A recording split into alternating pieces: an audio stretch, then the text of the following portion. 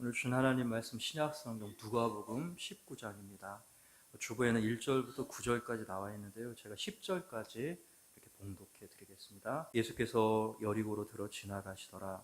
삭개오라 이름하는 자가 있으니 세리장이요 또한 부자라. 저와 예수께서 어떠한 사람인가 하여 보고자 하되 키가 작고 사람이 많아 할 수 없어 앞으로 달려가 보기 위하여 뽕나무에 올라가니 이는 예수께서 그리로 지나가시게 되밀어라. 예수께서 그곳에 이르사 우러러보시고 이르시되 삭개오야 속히 내려오라. 내가 오늘 네 집에 유하여야 하겠다 하시니 급히 내려와 즐거워하며 영접하거늘 무사람이 보고 수군거려 가로되 저가 죄인의 집에 유하로 들어갔도다 하더라. 삭개오가 서서 주께 여짜오되 주여 보시옵소서. 내 소유의 절반을 가난한 자들에게 주겠사오며 만일 네 것을 토색한 일이 있으면 4배나 갚겠나이다. 예수께서 이르시되 오늘 구원이 이 집에 이르렀으니 이 사람도 아브라함의 자손임이로다. 우리 같이 읽겠습니다. 인자에 온 것은 잃어버린 자를 찾아 구원하려 함이니라. 아멘. 하나님은 사랑이십니다. 사랑의 하나님께서 오늘 2부 예배에 나오신 분들을 사랑하시고 축복하십니다.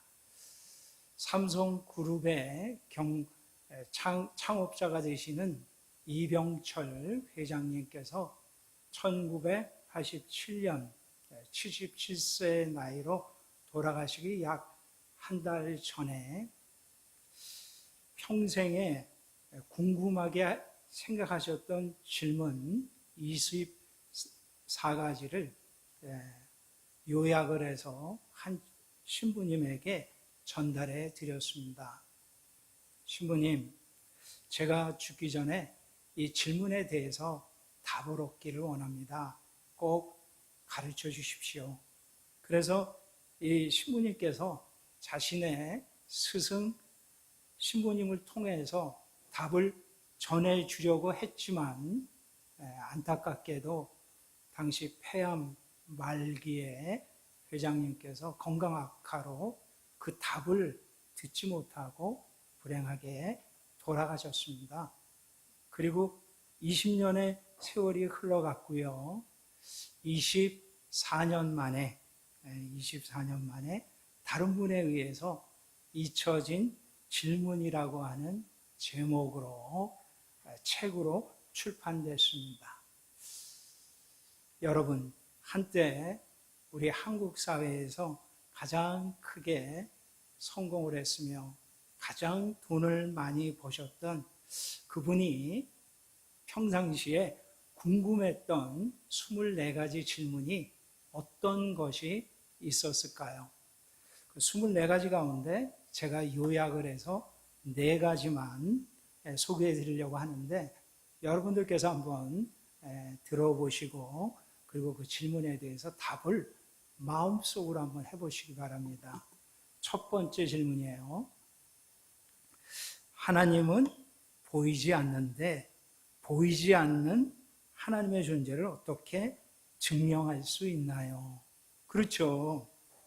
우리가 전도하다 보면은 하나님 보여줘. 하나님 보여주면 내가 하나님을 믿지. 그러신 분들이 있잖아요. 근데 보이지 않는 하나님을 우리가 어떻게 증명할 수 있을까요? 물론 여러 가지로 답을 할 수 있지만 요즘에 우리가 설계도라고 답을 하면 되겠습니다. 여기 멋진 한 50층짜리 고층 건물이 있다고 가정을 해보겠습니다. 멋진 건축물이 있다고 하는 것은 이미 설계도가 있다는 거죠. 설계도대로 건축을 한 것입니다. 설계도가 있다고 하는 것은 바로 설계자가 있다는 건데 설계도를 통하여서 그 설계자의 능력을 우리가 짐작할 수가 있습니다.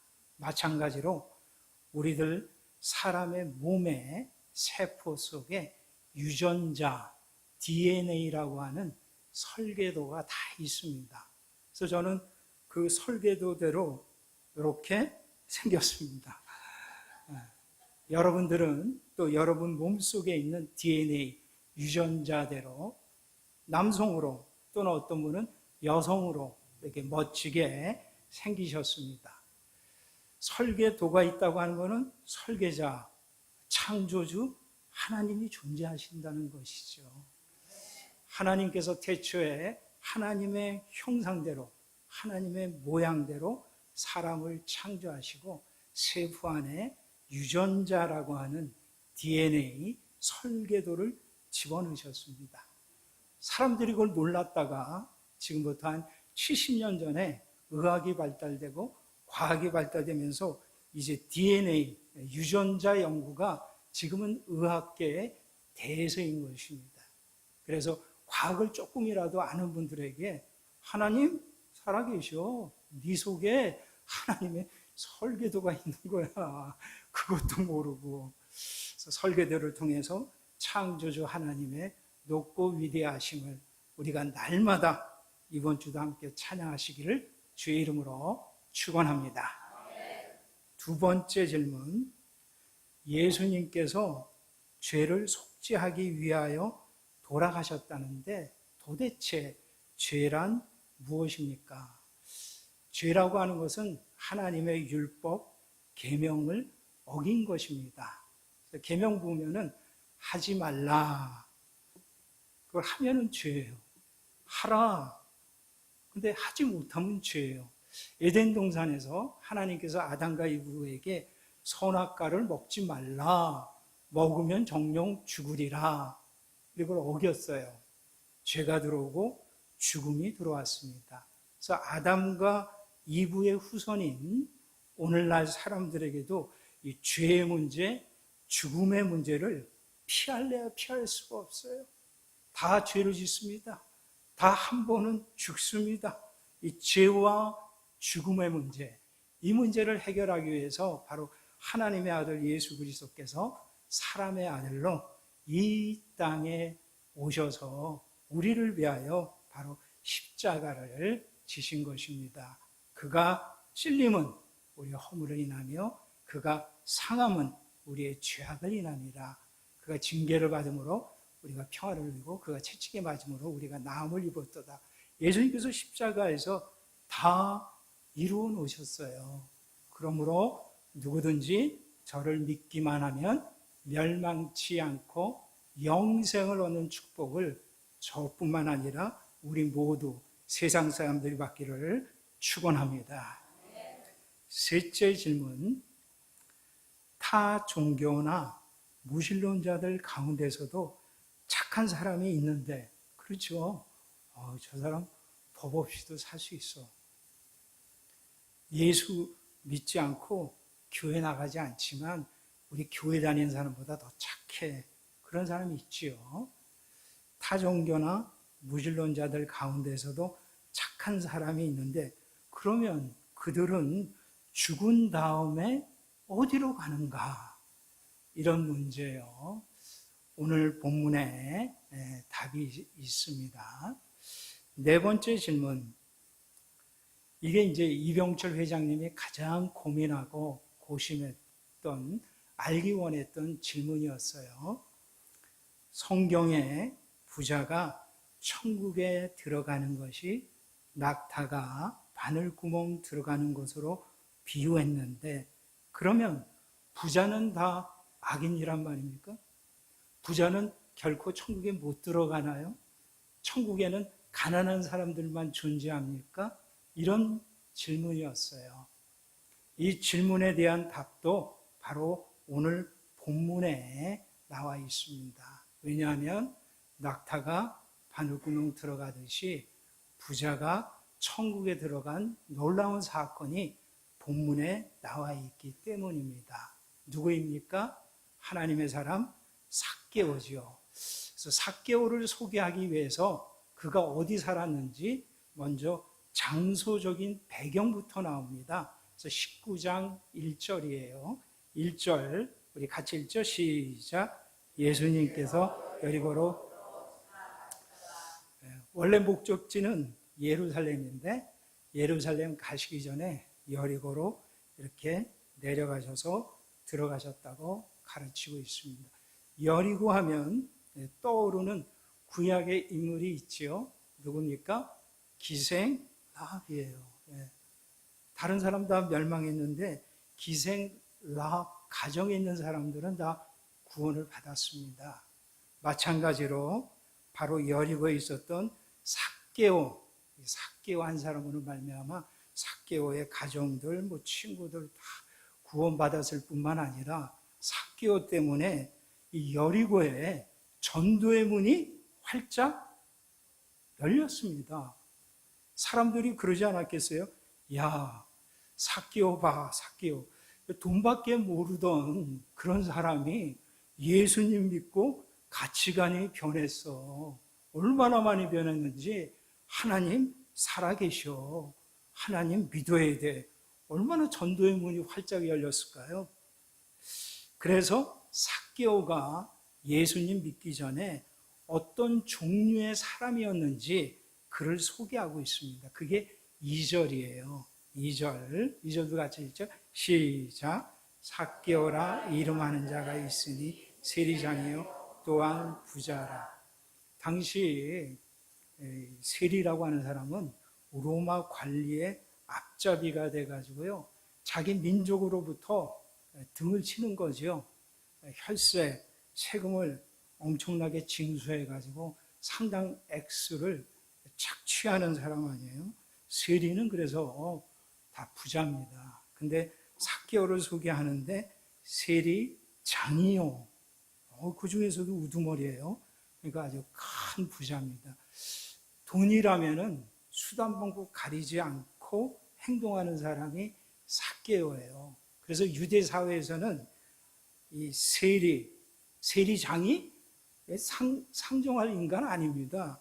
그래서 19장 7절 잠깐 먼저 보시면 무사람들이 보고 수군거려 가로되 예수가 죄인의 집에 유하로 들어갔도다 하더라. 삭개오의 집을 뭐라고 표현해요?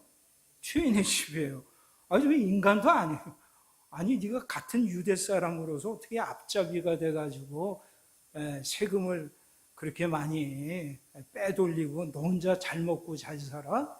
인간이 아니죠. 인간 쓰레기 같은 말종 인간이 삭개오입니다.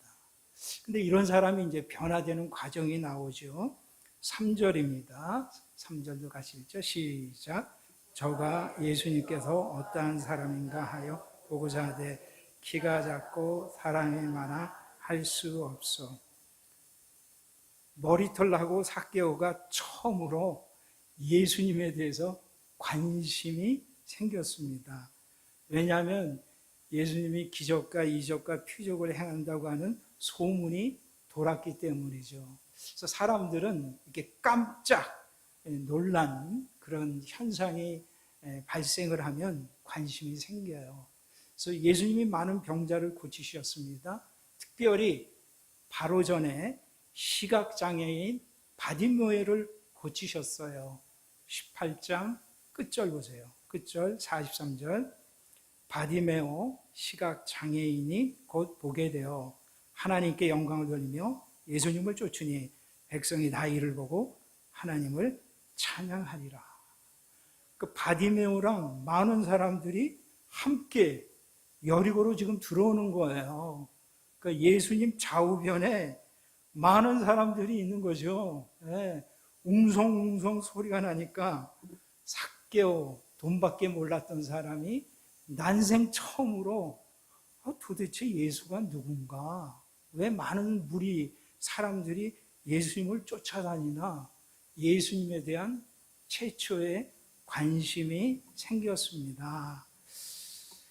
그래서 3절 저가 예수님께서 어떠한 사람인가 하여 보고자 하되. 근데 삭개오의 핸디캡이 있죠.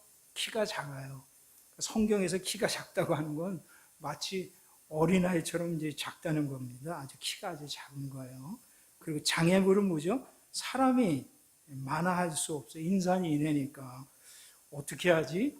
이제 삭개오의 생활 철학이 뭐냐면 안 되면 되게 하라.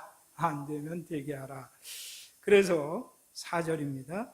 앞으로 달려가 보기 위하여 뽕나무에 올라가니 이는 예수님께서 그리로 지나가시게 됨이니라.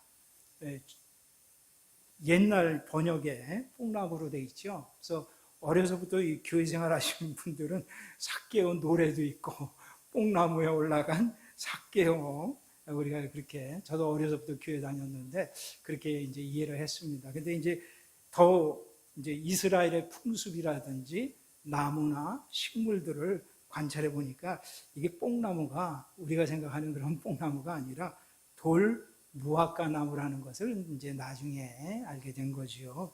그래서 돌 무화과 나무에 이렇게 올라갈 수 있는데 거기에 올라간 것입니다. 이는 예수님께서 그리로 지나가시게 됨이더라. 그리고 5절 보시면 이제 예수님 지나가시고 삭개오는 나무 위에서 한번 이렇게 보면 아, 예수라고 하는 사람이 생김새가 저렇게 생겼구나. 그리고 한번 보면 땡 끝나고 아무런 일이 발생하지 않잖아요. 그러나 예수님께서는 여리고에 잃어버린 양 한 마리를 찾기 위해 오신 거예요. 그래서 5절입니다. 같이 읽죠. 시작. 예수님께서 그곳에 이르사 우러러 보시고 이르시되 삭개오야 속히 내려오라. 내가 오늘 내 집에 유하야 하겠다 하시니. 삭개오가 올라간 그 나무 그 지점에 예수님께서 이르셔서 하늘을 우러러 보신 거죠. 삭개오를 본 겁니다. 그리고 정확하게 삭개오의 이름을 아세요. 그 사람의 이름을 안다. 성경적인 표현은 그 사람의 내면의 세계를 다 아는 거예요. 돈 가지고도 소유 가지고도 채워질 수 없는 내면의 빈 공백, 허전함, 허무함, 쓸쓸함, 돈으로 채워지지 않는 거거든요. 인간은 떡으로 사는 존재가 아니라 하나님의 말씀으로 사는 영적인 존재이기 때문에 아무리 돈을 많이 벌고 좋은 집에 살고 가구를 바꾸고 세계 일주, 세계 여행을 해도 사람은 채워지지 않는 빈 공간이 있어요. 삭개오도 그렇습니다. 빈 공간이 있는 걸 예수님께서 아시는 거죠. 그래서 정확하게 삭개오를 바라보면서 호명을 합니다. 삭개오야 속히 내려오라. 내가 오늘 내 집에 유하야 하겠다 하시니. 그래서 이제 삭개오가 내려오게 됐습니다. 저는 4절과 5절을 비교하면서 관찰해 보다가 세상 종교 사람들의 스타일이 떠올랐습니다. 지금 이 세상에 기독교를 제외하고 대략 4,200개의 종교가 있습니다. 민족마다, 나라마다, 종족마다, 언어마다 종교가 없는 데가 없지요. 사람은 원래 영적인 존재이기 때문에 하나님 이외에 다른 뭔가를 믿으려고 노력하고 애쓰는 거지. 그걸 이제 종교라 그러는 건데 종교가 4,200개 정도 되더라고요. 근데 이 4,200개 되는 종교의 공통적인 특징이 있어요. 그건 마치 삭개오처럼 자신들의 종교의 나무에 올라가서 하나님을 만나려고 하는 거예요. 이 종교의 나무에 올라가는 방법이 어떤 종교에서는 요가, 명상, 고행, 수련, 기수련, 마음 공부, 이런 거, 율법의 행위, 이런 거 가지고 종교의 나무에 올라가서 하나님을 만나기 원하는 거예요. 그러나 종교의 나무에 올라가서는 하나님을 만날 수가 없습니다.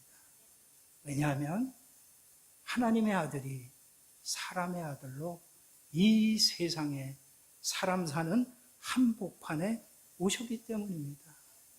예수님이 이 세상에 오셨어요. 그래서 종교의 나무에 올라간 삭개오에게 말씀을 하십니다. 삭개오야, 속히 내려오라. 오늘날 힌두교, 이슬람교, 불교, 유교, 다른 모든 종교, 그런 종교인들에게 우리 예수님께서도 동일하게 말씀하십니다. 누구야 속히 내려오라. 올라가서 하나님의 아들 만나는 거 아닙니다. 올라간 대로 내려오셔야 돼요. 예수님은 성육신 하셔서 이 세상에 오신 거예요. 우리를 위하여 십자가를 지신 거예요. 내려와야지 예수님을 만날 수가 있습니다. 그래서 이제 삭개오가 내려오잖아요. 6절 같이 읽자. 시작. 급히 내려와 즐거워하며 영접하거늘. 그래서 예수님께서 분명히 이제 천국 복음에 대해서 자세히 설명을 해주고 삭개오가 인격적으로 예수님을 영접하고 하나님의 자녀가 됐죠. 그러나 7절 보시면 무사람들이 보고 수군거려 가로되 저가 죄인의 집에 유하로 들어갔도다 하더라. 삭개오 집안에는 구원의 역사, 생명의 역사, 복음의 역사가 있는데 삭개오의 집 바깥에서는 사람들이 막 수근수근거리고 정죄하고 판단하고 있습니다. 오늘날 우리 하나님의 교회에서는 구원의 역사, 생명의 역사, 복음의 역사가 있는데 교회 바깥에 세상에서는 교회를 보고 손가락질을 하고 욕을 합니다. 그런 거랑 똑같지요. 그때 8절입니다. 삭개오의 신앙 고백이 나와요. 8절 같이 읽죠. 시작. 삭개오가 서서 주께 여짜오되 주여 보시옵소서 내 소유의 절반을 가난한 자들에게 주겠사오며 만일 네 것을 토색한 일이 있으면 네 배나 갚겠나이다. 아멘. 분명한 삭개오의 신앙 고백입니다. 우리가 신앙 고백하면은 주는 그리스도시요 살아계신 하나님의 아들입니다. 예, 멋진 맞는 신앙 고백입니다. 그런데 삭개오는 그 신앙 고백을 포함해서 회개에 합당한 열매를 맺는 거예요. 그렇죠? 삭개오가 서서 주께 여짜오되 주여 보시옵소서. 주님이 내 인생의 주인이 됐습니다. 주라고 하는 단어가 그렇잖아요. 이제 예수님이 나의 인생의 주인이 되셨습니다. 더 이상 소유, 재물이 내 인생의 주인이 아닙니다. 그래서 내 소유의 절반을 가난한 자들에게 주겠사오며 만일 누구 것을 토색한 일이 있으면 부당하게 빼앗은 일이 있으면 네 배나 갚겠나이다. 당시 그 원금에다가 한 20%, 5분의 1 정도 쳐서 다시 이거 돌려주면은 정말 잘한 거예요. 그런데 우리의 삭개오는 예수님을 주인으로 모신 다음에는 완전히 이 가치관, 소유관, 재물관이 변화됐습니다. 절반을 가난한 사람들이 주고 네 배나 갚겠나이다. 그러니까 예수님께서 감동받으셨죠. 9절 같이 읽죠. 시작. 예수님께서 이르시되 오늘 구원이 이 집에 이르렀으니 이 사람도 아브라함의 자손이미로다. 아멘. 얼마나 예수님이 감동을 받으셨는지 오늘 당장 여기에서 이 사람이 구원받았다. 이 사람도 천국 백성이다.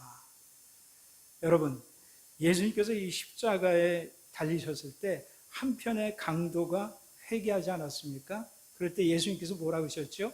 오늘 네가 나와 함께 낙원에 있으리라. 오늘 구원받는 거예요. 삭개오도 뭐라고 그랬어요? 오늘 구원이 이 집에 이르렀다 그랬어요. 구원은 나중에 받지, 내일 받지, 차차 받지 그게 아니에요. 바로 오늘이 구원받을 만한 날이요. 오늘이 은혜의 날이로다. 오늘 받으셔야 됩니다. Here and now. 여기 이 자리에서 우리가 구원의 즐거움을 회복하시기를 주의 이름으로 축원합니다. 그리고 이제 10절이 본문의 결론인데요. 예수님께서 이 세상에 오신 첫 번째 목적은 구원입니다. 구원. 10절 우리 여성들만 한번 읽어보겠습니다. 시작.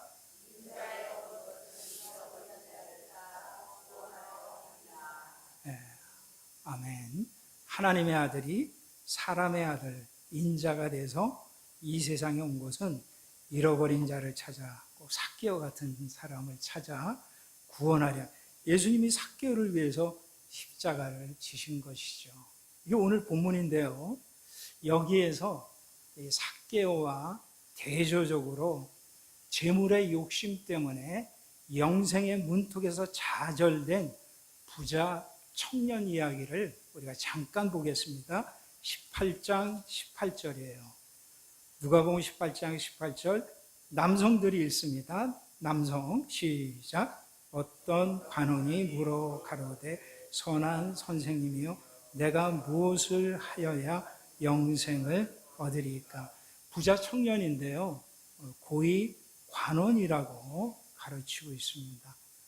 그리고 질문을 한번 자세히 관찰해 보면 선한 선생님, 예수님 보고 선한 선생님이요 내가 무엇을 하여야. 그러니까 이 청년은 선행 공로에 자신만만했어요. 부자인데 삭개오처럼 착취해서 돈을 번 게 아니라 어느 정도의 도덕성과 윤리성도 갖고 있는 청년이에요. 이런 청년이 예수님께 나와서 내가 무엇을 하여야 영생을 얻으리까.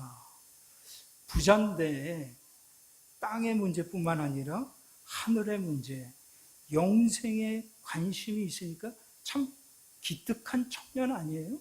우리가 생각하기에. 삭개오는 영생에 관심이 없었어요. 그런 사람은 영생에 들어오는데 이 사람은 영생에 관심이 있었어요. 그런데 질문 자체에 문제가 있는 거예요. 이 사람 보세요.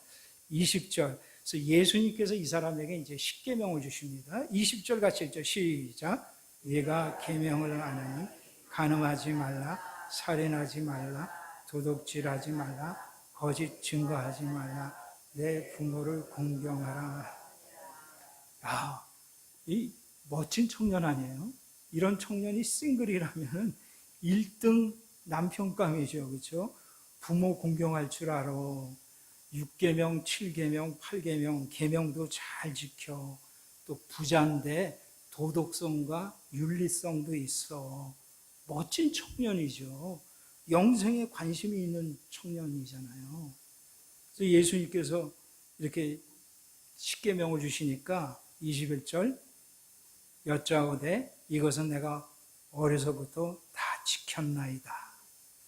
이때 이 청년의 얼굴에서 아주 자신만만한 그런 표정이 있었을 것입니다. 제가 어려서부터요 다 지켰습니다. 못 지킨 계명이 없어요. 그러면 예수님께서 뭐라고 말씀하셔야 되죠? 야, 네가 천국 못 들어가면 누가 천국 들어가냐? 넌 천국 들어가도 맨 앞자리에 있을 거야. 하나님과 같이 있을 거야. 너 참 멋진 인생 살았어. 그럴 것 같지요. 근데 그게 아니에요. 그게 문제예요. 22절. 예수님의 생각은 우리의 생각이랑 사람의 생각과 다릅니다. 22절 같이 읽죠. 시작. 예수님께서 이 말을 들으시고 이르시되 내가 오히려 한 가지 부족한 것이 있으니 내가 있는 것을 다 팔아 가난한 자를 나눠주라. 그래서 그와 내게 있으리라. 그리고 와서 나를 쫓으라 하시니. 여러분, 하나님께서 우리에게 율법과 계명을 주셨어요. 그리고 당시 1세기 유대인들은 그거를 613개의 계명으로 쪼개가지고 그렇게 철저히 지키려고 애를 썼습니다. 그런데 우리가 잠깐만 율법과 계명에 대해서 생각해 봐도요, 사람들이 다 못 지킵니다. 그렇죠? 아니, 자기가 잘 지키는 계명이 있어요. 그러나 동시에 못 지키는 계명이 있어요. 아니, 지키고 싶지 않은 계명이 있어요. 안 지키고 싶은 계명이 있는 거예요, 사람마다. 이 부자 청년 같은 경우에는 다 지켰어요. 뭐 부모 공경하고 살인하지 않고 뭐 간음하지 않고 도둑질하고 뭐 거짓말도 안 하고 정직하게 살라 그러고 다 지켰어요. 그러나 이 부자 청년이 못 지키는 게 뭡니까? 재물에 관한 거는 못 지키고 재물의 욕심, 탐심이 너무 많은 거예요. 네가 오히려 한 가지 부족한 것이 있으니 네게 있는 것을 다 팔아 가난한 자들을 나눠주라.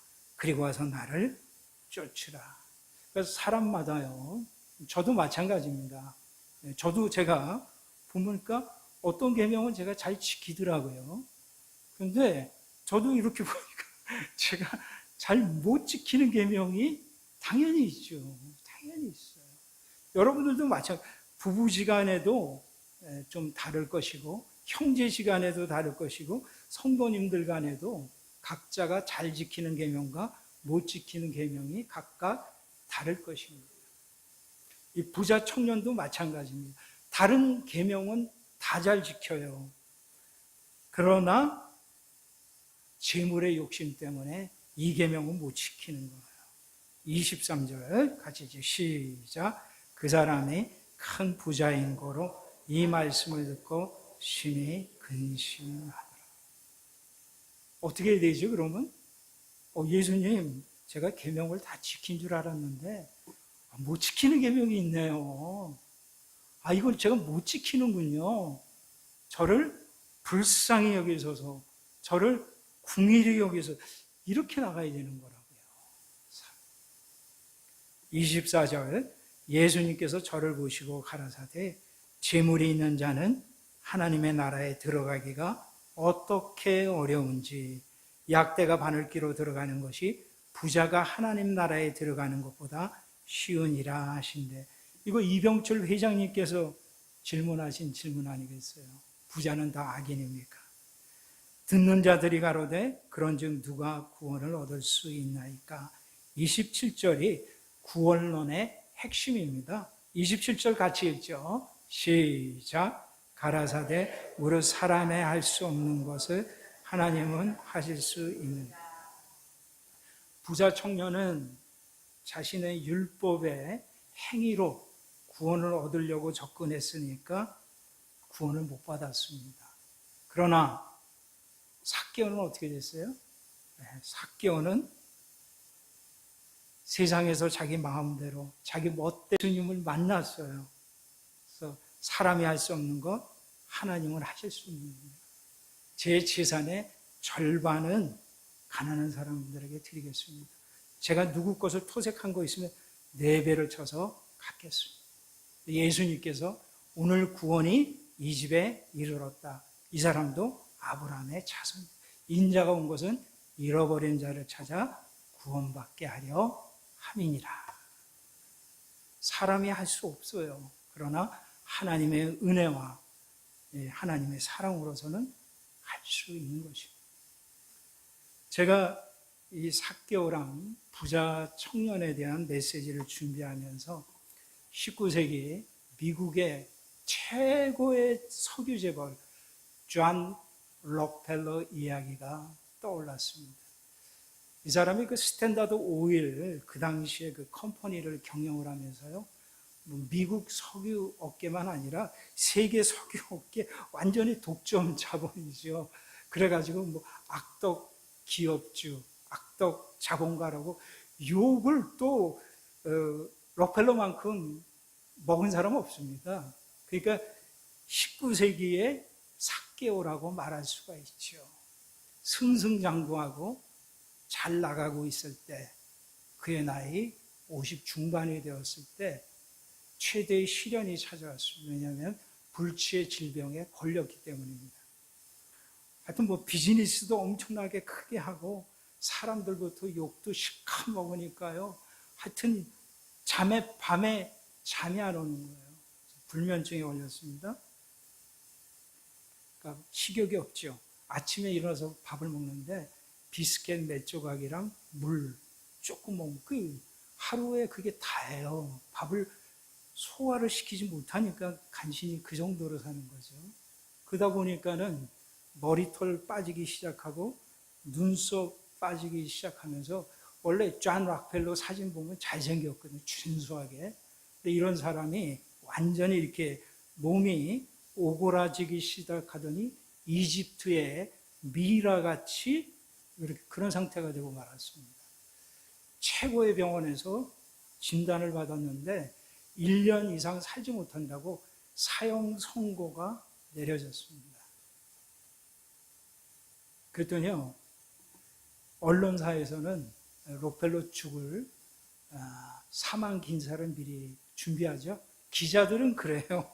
누가 위험하다 그러면 미리 그 사람에 대한 프로필 자료 다 준비해서 그 사람 죽자마자 그 사람의 일생에 대해서 이렇게 신문 내잖아요. 언론들이 그걸 준비하고 있고 언론의 관심은 그가 죽으면은 그 많은 재산, 유산이 누구에게 갈 것인가 거기에 더 관심이 많았어요. 그래서 존 록펠러가 그때서야 비로소 50 중반에 정신을 차립니다. 원래 존 록펠러는 모태 신앙으로서 어머니 손을 붙잡고 어려서부터 교회 생활, 믿음 생활, 신앙 생활, 교회를 떠나가 본 적이 없는 사람이에요. 근데 아무래도 세계적인 부자가 되니까 이 사람이 이제 하나님을 좀 멀리하고 이렇게 마음대로 살다가 50대 중반에 불치의 질병에 이제 걸리게 된 거죠. 그때 이 존 록펠러가 히스기야 왕처럼 하나님 앞에 가서 심한 통곡과 눈물로 간구와 소원을 드립니다. 하나님, 한 번만 생명을 더 연장해 주시면은 제가 어렸을 때 하나님을 믿은 것처럼 그렇게 하나님의 영광을 위하여 살겠습니다. 하고 간절히 기도를 드렸어요. 하나님께서 히스기야의 눈물을 보신 것처럼 존 록펠러의 그 상한 심령을 보셨습니다. 그래서 차츰차츰 회복이 되는 거예요. 그래서 이제 건강이 어느 정도 회복돼 가지고 마지막 검진을 위해서 휠체어를 타고 병원 입구에 들어서는데 보니까는 병원 입구에 그 러비에 하나님 말씀 사도행전 20장 35절의 말씀이 걸려 있는 것을 보게 됐습니다. 주 예수님께서 친히 말씀하신 바 주는 자가 받는 자보다 더 복되도다. 그 말씀을 읽고 완전히 이 사람이 그냥 수만 볼트 전기에 감전된 것처럼 마음에 큰 울림이 있었다 그래요. 아, 내가 이제 건강해지면 저렇게 살아야겠다 결심을 하는데 마침 러비에서 병원 직원과 환자 어머니가 입원비 때문에 신강해하는 걸 듣게 됐습니다. 담당 직원이야 당연히 입원비를 내야지 치료해 주겠다는 거고 환자 어머니가 사람이 먼저 아니냐 입원부터 시켜다오. 그때 이제 존 록펠러가 은밀하게 비서를 통해서 그걸 다 돈을 대줬어요. 그리고 나중에 환자가 회복됐다는 말을 듣고 너무 행복했습니다. 아, 이제 인생을 살만하다. 이렇게 살아야겠다. 그래가지고 이제 자신의 은퇴, 그리고 모든 걸 다 정리하기 시작해서 록펠러 그 재단을 만듭니다. 근데 그 담당자가 침례교 목사님이세요. 원래 록펠러도 침례교 집사님이셨거든요. 그래서 이제 침례교 목사님이 그걸 다 주관해가지고 록펠러 재단에서 그가 이제 마지막에 기록한 걸 보면은 미국에 단과대학 12개 설립했고 종합대학 12개 설립했고 그 다음에 뭐 의료 연구소 뭐 병원 그건 뭐 말할 것도 없고 이분이 교회 집사님이셨으니까 하나님의 교회를 개척하는 교회에 도와주기 시작을 했는데 얼마나 도와줬냐면은 10개, 100개, 1000개, 4000개, 제일 마지막에 도와준 게 4928개. 그분의 후원으로 개척교회가 그렇게 탄생을 했습니다. 그리고 55세 죽을 뻔했는데 98세까지 살아요. 98세까지 살면서 그가 남긴 말이 있습니다. 제가 그대로 읽어드리면은 그가 마지막으로 침상에서 남긴 말이에요. 내가 55년은 쫓기면서 살았으나 남은 43년은 정말 행복하게 살았습니다. 55년은 쫓기면서 그렇게 살았지만 43년은 나눠주면서 행복하게 살았습니다. 그래서 55세 때 죽을 병에 걸려서 죽기 1년 못 산다고 하는 사람이 98세예요. 원래 그 사람의 꿈은 100세까지 사는 게 그 사람의 꿈이었는데 100세를 아깝게 채우지 못하고 98세에 하나님이 데려가셨습니다. 처음에 말씀드렸던 이병철 회장님 이야기로 잠깐 돌아가 보겠습니다. 그분이 폐암 말기로 77세 돌아가시기 전에 만일 오늘 본문에 나타난 예수님 만난 삭개오의 회심 이야기를 알았더라면 분명히 변화가 있었겠죠. 존 록펠러 자기와 같은 비즈니스맨의 그런 회심의 이야기를 알았더라면 분명히 이병철 회장님도 달라졌을 것입니다. 오늘 1월 둘째 주일입니다. 하나님의 교회 여러분 참 잘 나오셨습니다. 오늘이 바로 은혜 받을 만한 날이요. 오늘이 구원의 날입니다. 어떤 사람은 분명히 하나님의 나라를 위하여, 하나님의 백성을 위하여 재물을 사용하는 사람도 있겠으나 또 어떤 분들은 불행하게도 안타깝게도 재물의 욕심 때문에 영생의 문턱에서 좌절되는 사람도 있을 것입니다. 우리가 이 말씀을 듣고 새로워져서 정말 사람이 할 수 없어요. 그러나 하나님의 은혜로 하나님의 사랑으로서 우리가 할 수가 있습니다. 하나님의 능력으로 새롭게 이번 한 주간 2020년을 우리가 살기를 주의 이름으로 축원합니다. 기도하시겠습니다. 하나님 아버지 감사합니다.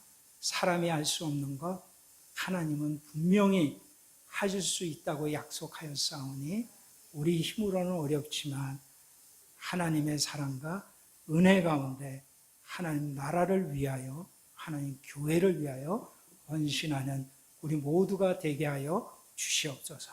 감사합니다. 예수님의 이름으로 기도를 드립니다. 아멘.